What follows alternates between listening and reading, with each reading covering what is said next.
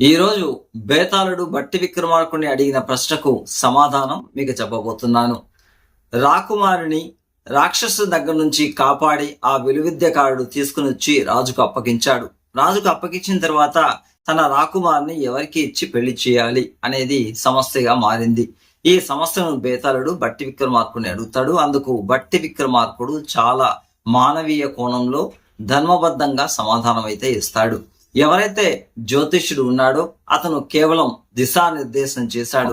ఎవరైతే మాంత్రికుడు తను ఉన్న ప్రదేశాన్ని కనుగొని చెప్పి, అదేవిధంగా ఎవరైతే విలువిద్యకారుడు క్షణం ఆలోచించకుండా అక్కడికి వెళ్ళి ఆ మాంత్రికుడితో యుద్ధం చేసి అమ్మాయిని తీసుకుని వచ్చి ఆ అమ్మాయిని రక్షించి రాజుగారి దగ్గర తీసుకొచ్చాడు, అతనికి మాత్రమే భర్తగా ఉండే అర్హత ఉంది. ఎందుకంటే ఏ మగాడైతే ఒక ఆడదాని యొక్క మాన ప్రాణాలను రక్షించగలుగుతాడో, తన ప్రాణాలకు తెగించి ఒక ఆడవాళ్లను కాపాడుతాడో అతను మాత్రమే ఆ మహిళకు భర్తగా ఉండే అర్హత ఉంది అని చెప్పి బట్టి విక్రమార్కుడు బేతాళునికి సమాధానం ఇస్తాడు. ఇలాంటి మరిన్ని స్టోరీస్ కోసం మన డిపి స్టోరీ టైం ఛానల్ అయితే ప్రతి ఒక్కరు సబ్స్క్రైబ్ చేసుకోండి.